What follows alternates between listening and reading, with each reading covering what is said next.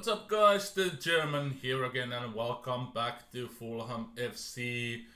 We are trying to climb up the ladders of Hall of Fame and try to reach that Sir Alex Ferguson's first place. But we are still far away and we have yet another recap. We are at the 2nd of November 2022 and we have the first third of the year in games that we have played, and of course we have a couple of transfers to tell you about. Let's go and check those first and recap the games after that. And like usually we do, let's start with the outs. First guy loaned out. There are only a couple of guys that left, and a lot of loan fees. We don't concentrate on those loan players. They are our youth players, and hopefully they are getting a good amount of loan games at their clubs. Most of them, they are at the first team regular squad status on the team that they are playing for, and hopefully they are using those players that they will get those attributes up. But let's start the first guy out, Diego Costa. I probably told about that he is leaving in the previous episodes. Villarreal offered 2.1 million. He's 34 at the moment, so I decided to let him go. The second guy is the big transfer. Hopefully I did say to you about this deal perhaps going through.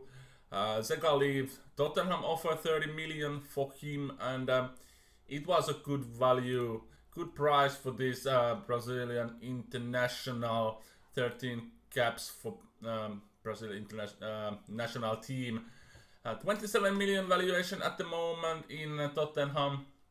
His attributes were good, and he was really good defender for us. Wing back.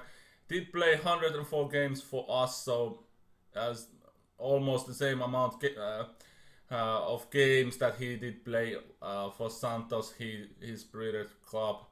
But 28 years old, and we had a couple of really good talented guys behind him, so I decided to transfer him out. We made slight profit on him, not much, but at least some money for him, and he managed to play 14 games last year. Was second choice left back for our team, so therefore it was no point keeping him at the club for high wage, and better to move him on. And the next guy I probably tell you about also, that I'm gonna transfer list him at least. Predrag Rajkovic did leave. West Ham offered 22.5 million for him. It's a really hard to get decent money for any goalkeepers in this game. So 22.5 million for Predrag Rajkovic is a good deal in my opinion. He did game for 2.7 million 5 years ago, so to get 10 times that money is a really good transfer business in my opinion. He had several good games last year. 15 games, 12 conceded, 6 clean sheets in league, but was moaning about lack of first team football because we had Pickford as our number one, and I think Pickford is more consistent than Rajkovic was, so I decided to let him go, and we had that Brian Graham now as our backup, the young English or Scottish goalkeeper. Then this was heartbreaking transfer. Tom Kearney have left the building. Huddersfield offered 10 million for him, and I decided to cash him out. He was our captain at the moment, and he had decent attribute, but he is 31 years old. There was no tutoring help for him because his mental attributes aren't the best ones. so I decided to let him go, and he was 2-star player only. Then the big signing, big transfer out, Ezekiel Pons, one of our best strikers so far this series. Leverkusen offered 45 million plus another 10 million on add-ons, and I decided to let this Argentinian player to go for Leverkusen. And it's a strange one. He's a world-class striker, but no caps for Argentina. That is an odd one, and only 5 under 20 caps also, 4 goals for those games. So I don't know what's wrong with the Argentinian national team coach, because he's a world-class striker and no games. Perhaps Paulo Dybala is so much better striker and on hot streak a lot more than Pons, but really good transfer business. He was 2 years on loan at the start of this career, and then I bought him for that 10 million release clause, but I had, and now I gained 45, maybe 55 million for him. So really good transfer business there. And the last guy to left the club is Philipp Fuß. Celta offered 5 million for him, and I decided to let this US national team player to leave and join the Spanish team.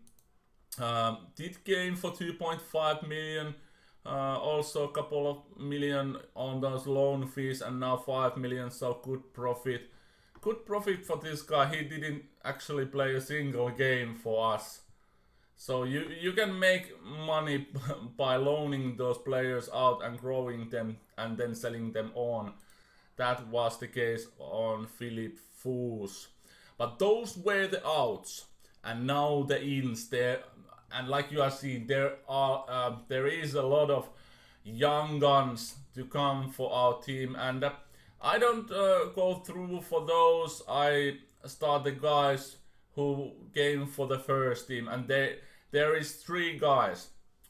Let's start with the defender, Gennady Mikhailov from Zenit. 35 million could rise to 41 million. He's a world-class center back. 23 years old, 190 centimeters tall, weight in 89 kilograms, 6 million wages, and the valuation 38 million at the moment. His attributes aren't rising up. I don't know why. He's playing at the moment 7 games in league, 1 EFL Cup and Community Shield. Also 13 games this year, but he's a world-class center back, and a big fee. It came from Zenit, their own prospect, 35 million. Hopefully he can take the center back position, and he had 38 caps for Russian national team. So I think he will be really solid player. Heading 18, marking 17, tackling 17, good mental and physical attributes, so really good guy. And next guy, Frank Kessie. Actually, we didn't need another midfielder, but Inter Milan was offering 14 or 15 million, around that, or was it 18 million for him? And his valuation was over 30 million at the moment. Now it's 34 and a half. But I was thinking, why they are offering that low fee, because he wasn't even transfer listed. So I poked the eyes and offered what was it? 20 million, straight 20 million. We had the cash, and Real Madrid accept the offer for Frank Kessie, 20 million. It's a bargain. 5 games this year, because we have so many good central midfielders, and he can play national on that defensive mid position. So really happy to get him on board. Good marking, good technical attributes, phenomenal physicals, and decent mental attributes. He can be a tutor, but his personality is crap on that, so that's why I'm not using him. And the last guy is a big striker, He is the priciest striker that I have ever bought in the game.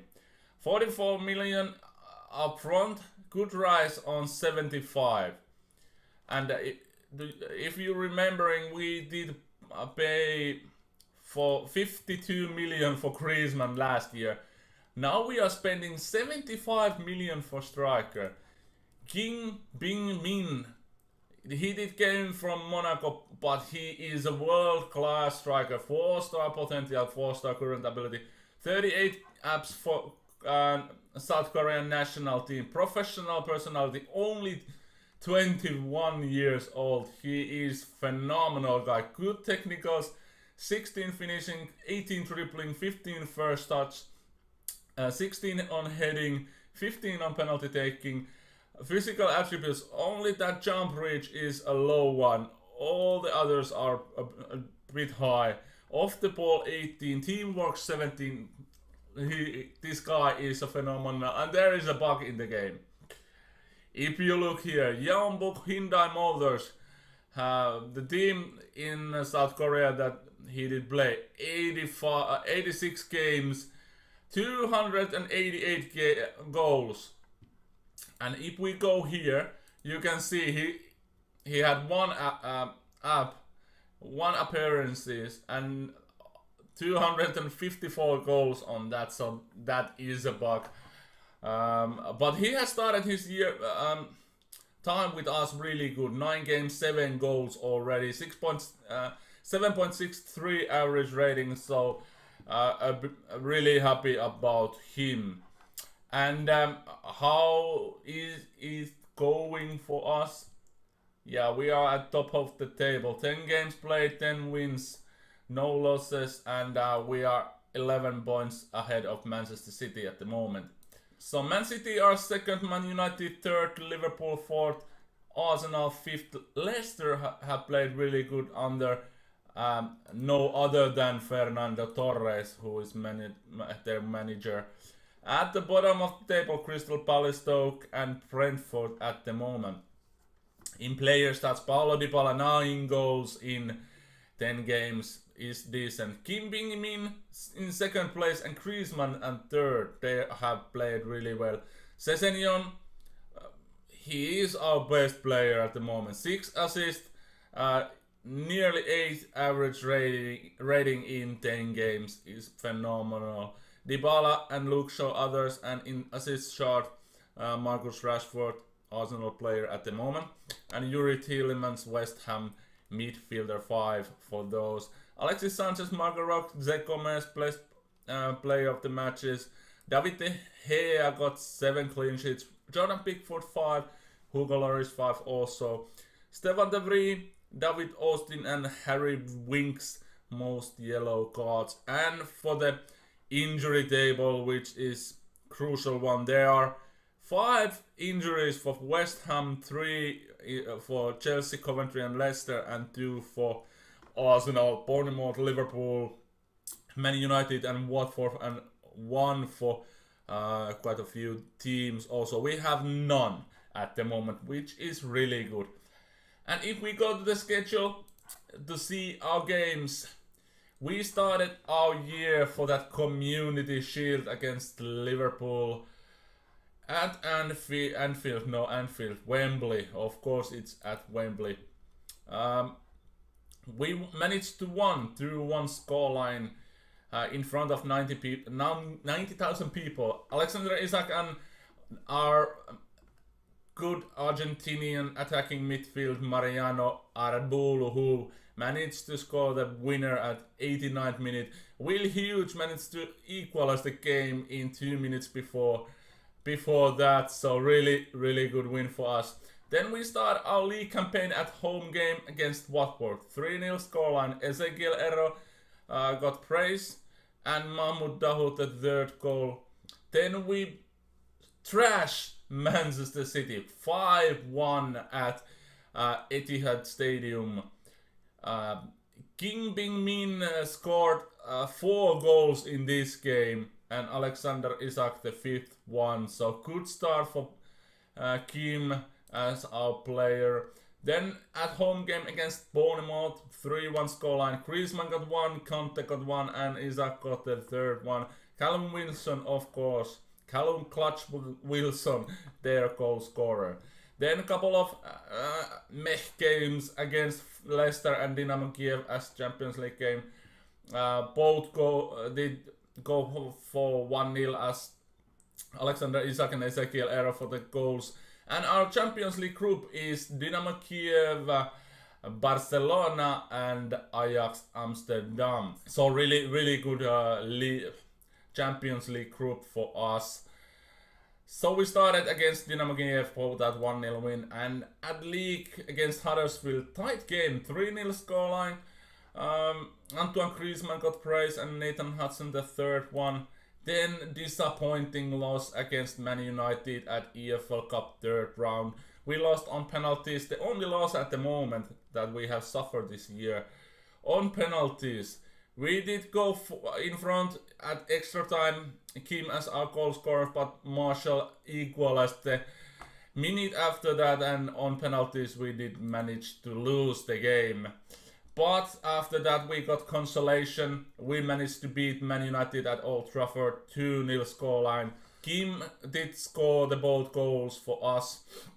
Then Barcelona, we managed to beat at Camp Nou, 1-0 scoreline. Kim yet again our goal scorer. Then 2-1 scoreline against Tottenham, really good game. Banakiotis, Papazanis and Alexander Isak our goal scorers. Kylian Mbappe got the consolation from penalty at the late stage of the game. Then 2-0 scoreline against Brentford. Dennis Adeniran, Nathan Hudson. Then Ajax game in Champions League. Antoine Griezmann and own goal for Yassin Brahimi. Another good game, 2-0 scoreline against Crystal Palace. Kim and Ezekiel Ero as our goal scorer. And the last game, 6-0 demolition job against Newcastle. Hat-trick for Antoine Griezmann, 1 for Dennis Adeniran, 1 for Mahmoud Dahoud and Ezekiel Ero. And like you did, so we are top of the table, then 10 wins. Let's see the stages. We have 10 wins, no losses, no draws, 29 goals and 3 conceded. And those 3 were one against Tottenham, 1 for Bournemouth and 1 for Man City. Plus 26 our goal difference, which is really good. And it's odd to see that we have played 1 time against Man City and we have scored 5 times. So our season has started really well, and this year our main focus, of course, the Premier League and Champions League. Also, I would like to win FA Cup, those 3 trophies, because last year we didn't win the Champions League, and we don't have those UEFA Super Cup and Club World Championships on this year, so no 7 trophy season could be possible. And if we look the Hall of Fame table, we have rise to 7th position, 2,576 points. A lot of points we need that we could go to that top position. And there are a lot of managers that still are at the game. Carlo Ancelotti, one of them, Pep Guardiola, Joseph Mourinho, of course. Trapattoni, I don't know, is he at the game anymore. But Mourinho, Guardiola and Ancelotti, I think they are at the game, yeah. Barcelona manager Ancelotti, Guardiola are at Liverpool, so if we are winning something, Pep is not, which is really good. And Mourinho, no, actually Mourinho is not managing. Should I approach? No, he don't wanted to come as our coach, so Pep is not winning anything, but Ancelotti at Barcelona is our main rival at the moment, and he's catching up for Alex Ferguson. But let's stop rambling anymore and I start playing the games. And we are coming back at the maybe late March, when it's time to recap the January transfer window, and maybe some are youth prospects that will come for that time of period. So, thank you for watching, leave the like rating, subscribe if you are new, and go check it out Mick Marsh channel. He's coming back when FM18 will arrive. And yeah, thank you for watching, bye bye.